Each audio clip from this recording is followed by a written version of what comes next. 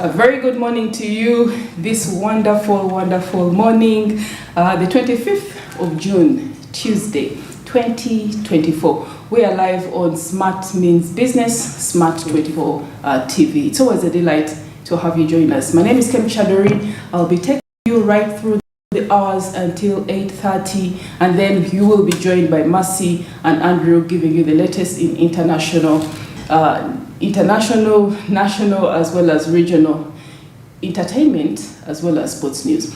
But just to give you just a recap, a little brief briefing of what we're going to be talking about today. Remember, every day we have an undertone, a different topic that we get through that gets to hinge us. It's almost like a glue for the day. Today we're going to be talking about sustainable farming. Why do we seem to insist on farming all throughout the different sessions on Smart Means Business? Because farming accounts for roughly 68 to 70% of Uganda's labor force. As in all the people, 70% of Ugandans are engaged in farming in one way or another. So it is a very crucial sector for Uganda, and not even withstanding the fact that it accounts for quite a huge portion of the GDP. So we will be talking about sustainable farming, looking at the barriers to adoption of sustainable practices, as well as different government initiatives. Now, we are also keen on Smart Means Business to find out what are these terms, these terminologies that keep on coming up.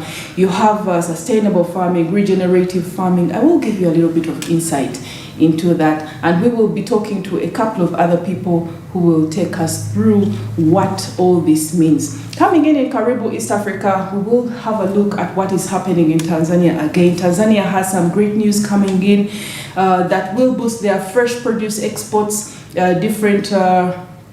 Different systems using reefers have been introduced all throughout the port of Mombasa, Kenya, and Tanzania has tapped into it. We will talk about that in detail. And then, of course, we'll move on to the procurement delays and water projects that are happening in Rwanda due to under the African Development Bank, what is happening there. A lot will be coming in as well from international news. We want to find out tax revenues, what is happening. We've recently had quite a lot of spotlight on different African countries and looking at the EAC, the East African Community, looking at the tax, different reforms. We have Kenya right now going through a little bit of an upheaval, riots all over the place because of their finance bill. And the onus right now is on the government to see how do they get more revenues coming in, and Kenya is just one of them. We had Uganda recently as well being under the spotlight for pushing different systems. We had to look at EFRIS, which many traders were up against, but of course Uganda Revenue Authority is still tiptoeing, trying to figure out how to raise the revenues and guess what? Increase the tax base. So a lot is coming in from different African countries. Uganda has been highlighted, Kenya has been highlighted. Let's see what else will be happening in internationals later on. But right now, let's get back to the topic. I will be taking you through as we wait for more to come in later. Now, running order, coming in with our different topic today, sustainable farming. Let me give you just a little bit of statistics on what is said about the population. Within 2050, it is estimated that the global population will reach 9.7 billion, and this greater number will demand more food and will also continue to put quite a lot of pressure on the resources. Consequently, conventional agriculture systems are increasingly being left behind because some of their practices severely affect the quality of human life, water and soil, causing the loss of biodiversity and compromising the characteristics of food over time. We will be looking at what is happening to Uganda. Now, in most cases, we know that what has been predominantly used really in the past has been a pass down of information, traditional information on traditional practices that were used. And this is still very fundamental, especially when it comes to the rural agricultural settings, because most of these are still using some of the different practices that were passed on by their forefathers, their ancestors, grandfathers used some of these before. We still have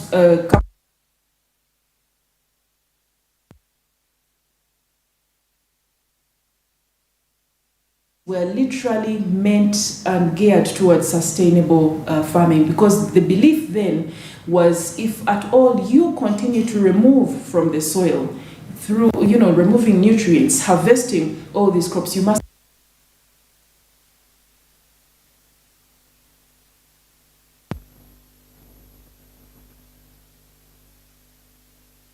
behind it was, you have utilized this piece of this plot of land for some time, so can you let it breathe, can you let it rest?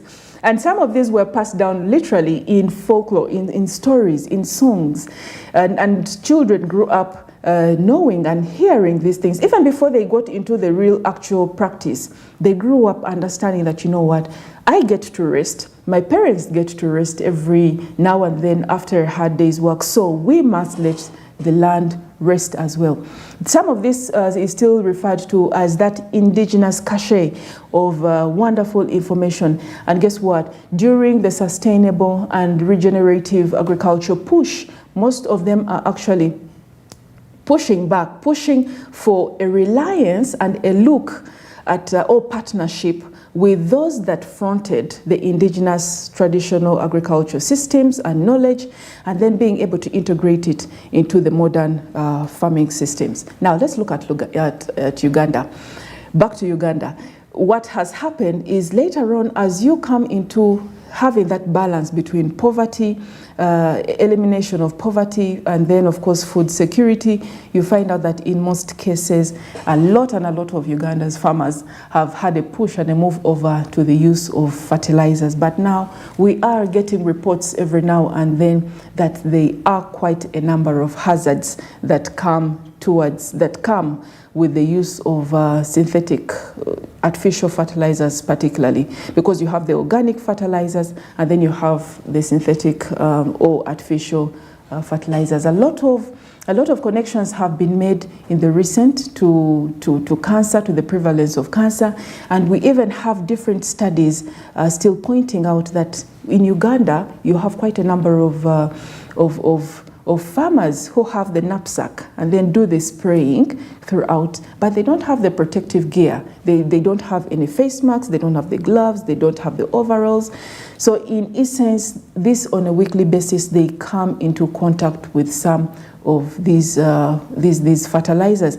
I don't know, from the control room, I could ask my colleague, is it possible to have some of the different publications or images that have been sent over in regards to pesticides and the unfortunate effect of pesticides? If it's possible, we can as well have some of those images come in. But the reality about it is, apart from the health scare, the adverse health effects to the farmers who are using some of these chemicals and these artificial fertilizers, is also the fact that there is loss of biodiversity. Now remember, in most cases, if there is there are pests within your garden, the very first solution is to have a pesticide. But then, as I was told recently in another conversation, some of the pesticides are meant to kill particularly pests. But because we have pollinators, wonderful pollinators, we have organisms that get to benefit the soil, you find out that in most cases, when they get in touch with, they get in contact with some of these pesticides, they end up dying. So there is a gap. You have wonderful organisms in the soil that die because of the pesticides. You have birds that have died because of getting into contact with the pesticides, and this leaves a gap within the system.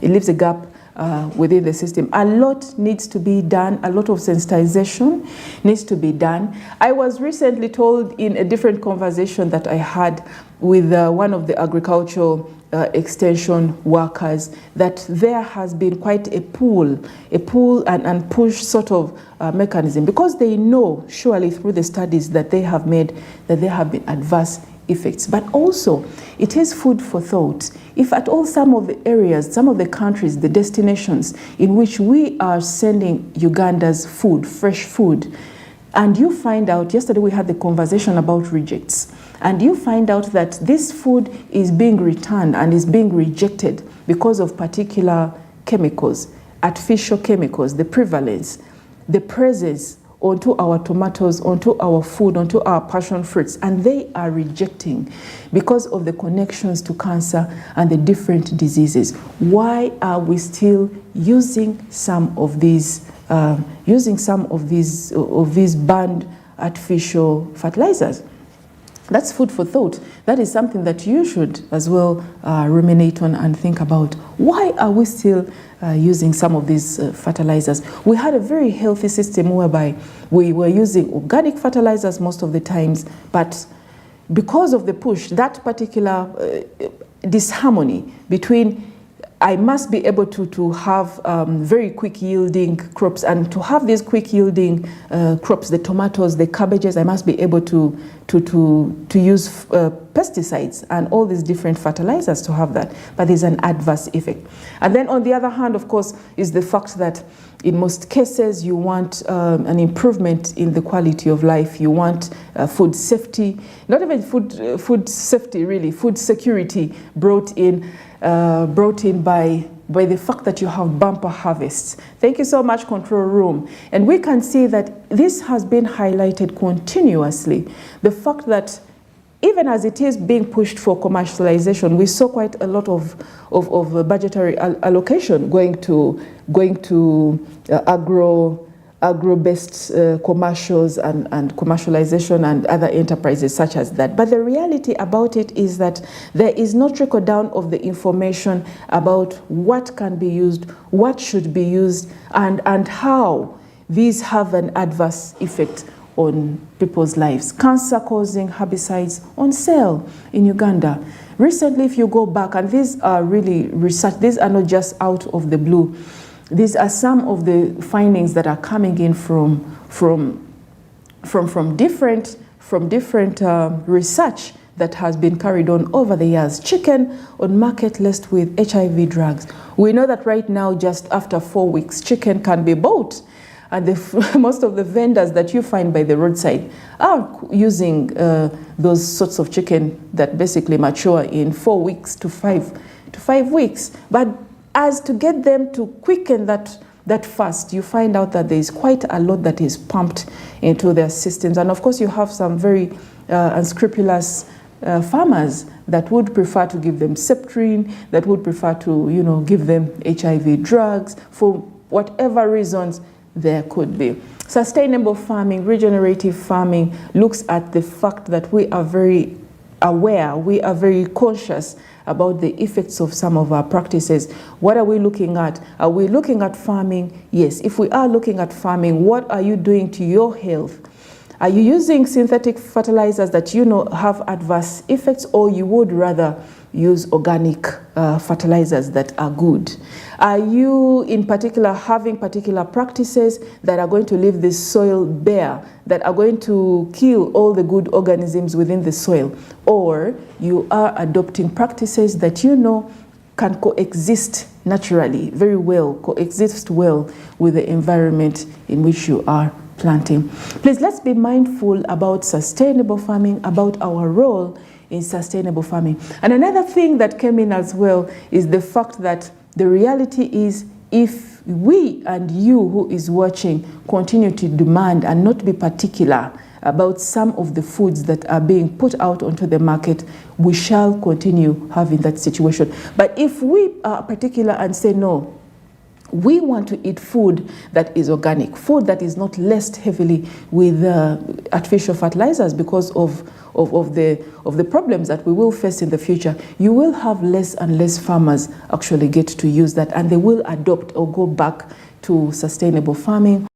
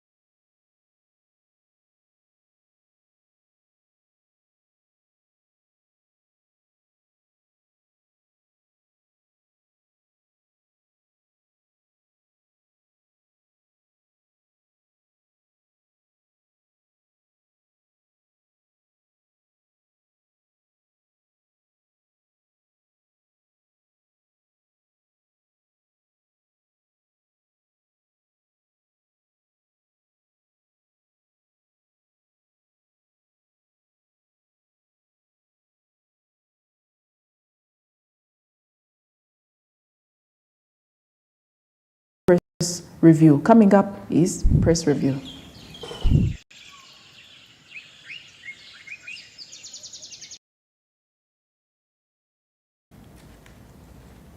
Within the Daily Monitor, we've had lots of things coming in quite in our press review yesterday. Of course, we also talked about the different the comical stand really of what has been talked about corruption. You know very well in the presidential address, he really vehemently came against corruption and said a lot has to be done about it. They're very serious this time.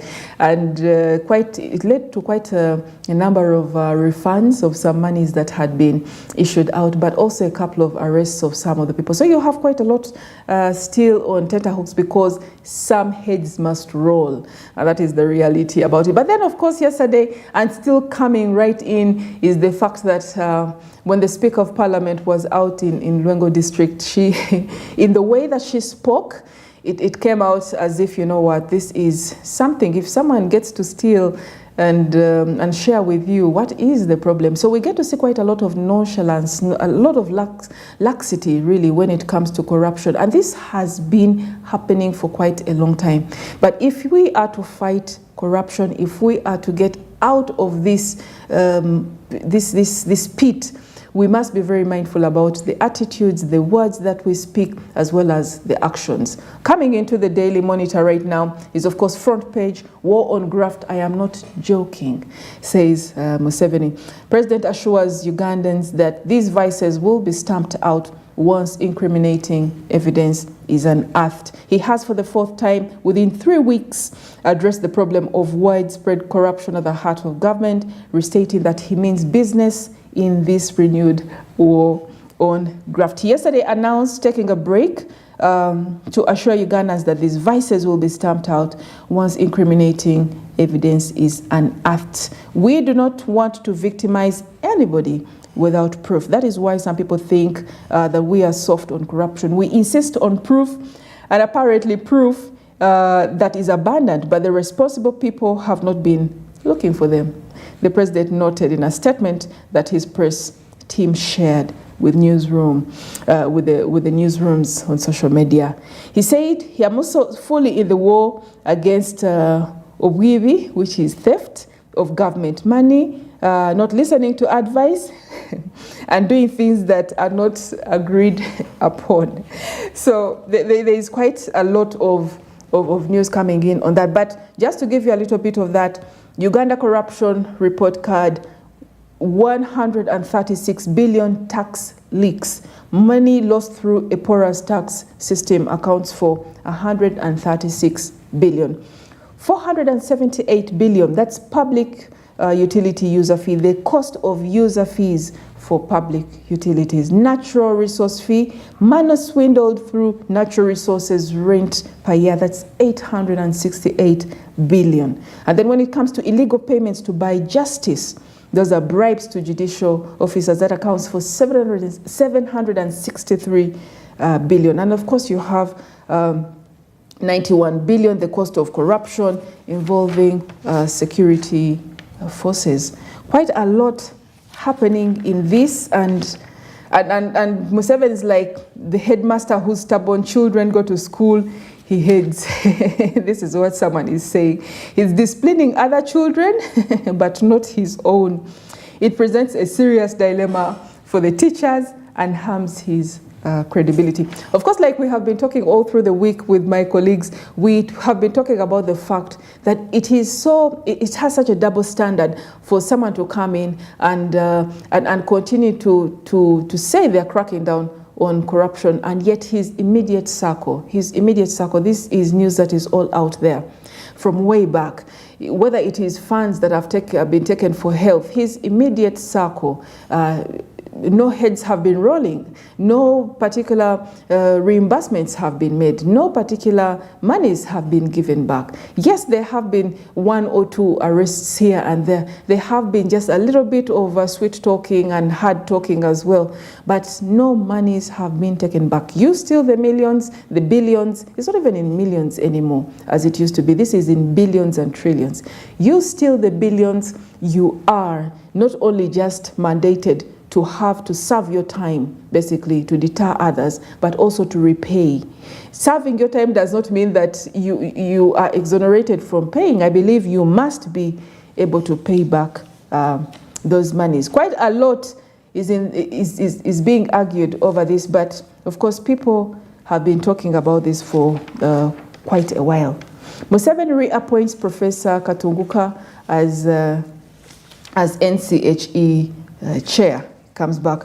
70% of prison jobs are vacant, and our approved staffing level is 49,470 staff, out of which only 28.7% is filled, and 71.3% of the force is vacant. That is from Dr. Johnson Byabashaija, the Commissioner General of Uganda Prisons, coming in and talking about that. Labour firms return 9,000 passports of job seekers. Labour companies, remember we had this discussion a while back, labour companies have returned 9,000 passports of Ugandans seeking work abroad. The ministry's spokesperson said the passports were returned to the job seekers after the labour export firms failed to find employment for them. We now have about 9,000 passports that were returned to us by some labour export companies, and the passports are in our offices. This is something that is happening. Anyone who applied for them and paid for and processed the passport and handed it over to some labour export company but were not able to go out for a job can start checking with us. Now remember, the labour export information data from Ministry of Gender, Labour and Social Development shows that at least 120,459 workers left the country between January 2022 and December 2023 in search of employment. The figures indicate that women dominated with 109,773 women compared to 10,000 male. Let me repeat that. 109,773 women left between 2022 January to December 2023 compared to just 10,686 male that stayed. The Middle East in the 10 last years remained the destination of choice, taking in 107,448 workers. So this comes in. But back to the topic, when you get to look at the fact that the labour firms have returned this, you do understand the implications, because most of Ugandans sell their land back home. They get into debts. They actually take loans. So having this journey, this anticipated journey, just say, you know what, you can't be able to go because you can't find your job. Imagine the mental health challenges that they get through. Imagine the adverse effects. Imagine the problems that await them, knowing that you have a loan to pay, knowing that the family has sold particular assets because they were relying on you. This is not good news coming. And there must be different alternatives, not generally just looking at Saudi Arabia. There must be alternative places in which some of our diplomats should be able to look at externally, but also let there be investors brought in. Let's look at minimum wage. Let's look at the fact that some of the investors who come in are not necessarily looking at employing as many Ugandans as possible, but employing and bringing their own. This would basically cut down on the unemployment rate in Uganda. Uganda budget to focus on investment and agriculture. NEMA activists square off on Lubigi evictions. We still have that, unfortunately, coming in. The Lubigi wetland, a critical ecological zone in Uganda, has become an epicenter of tense crisis involving land evictions, conservation issues, and human rights. The fact that this was, NEMA has been under the spotlight really for coming up, just swooping down like an eagle and being silent when some of these constructions have been there. But the passive nature of it and why it is under the spotlight is the fact that it has not only been watching for years and years, but right now it comes out of the blue and says, you know what, we are raising everything down, irrespective of the fact that lots and lots of households are affected. Coming in next, floods cut off schools, 8 villages in Pokwach Museveni should halt evictions of people from Kigezi wetland. Where does unspent money go? Uganda's shillings 1.6 trillion set to ignite local manufacturing. What the ambitious budget means for Uganda. A lot coming in. Get your daily monitor and find out what is inside. Let me just skim over the new vision. Government recalls 2,300 titles in wetlands. Some terrible news as well. Get the right suit for your wedding, for those who are planning on walking down the aisle. You can find that in the Bride and Groom Expo. Ginger Hospital conducts 8 maiden heart surgeries. Some good news coming in as well, because definitely it cuts down on the cost of having to travel. Sometimes when you get news about a heart surgery, about a heart situation for your loved one or yourself, and you feel like it's a death sentence. One, because of the monies that are involved in this, having to travel to the Aga Khan Hospital in Kenya, having to travel abroad, all to have this. But when you have places such as Ginger carrying out heart surgeries, you know that at least it won't be a life or a death sentence. Trade Ministry official charged, remanded over cooperatives' cash. Rolls, heads are rolling. Heads are rolling. Inside, government plan to register Church of Uganda land. Remember, there has been quite a lot of challenges over this as well, over the church land. You had lots of squatters and lots of other persons claiming that they have been on this land for years and years, and the church has no right, Church of Uganda has no right to tell them to leave. But, you know, some of these things have to be clear from the very beginning. The Church of Uganda is trying to get back its forces and make sure that all its land is demarcated.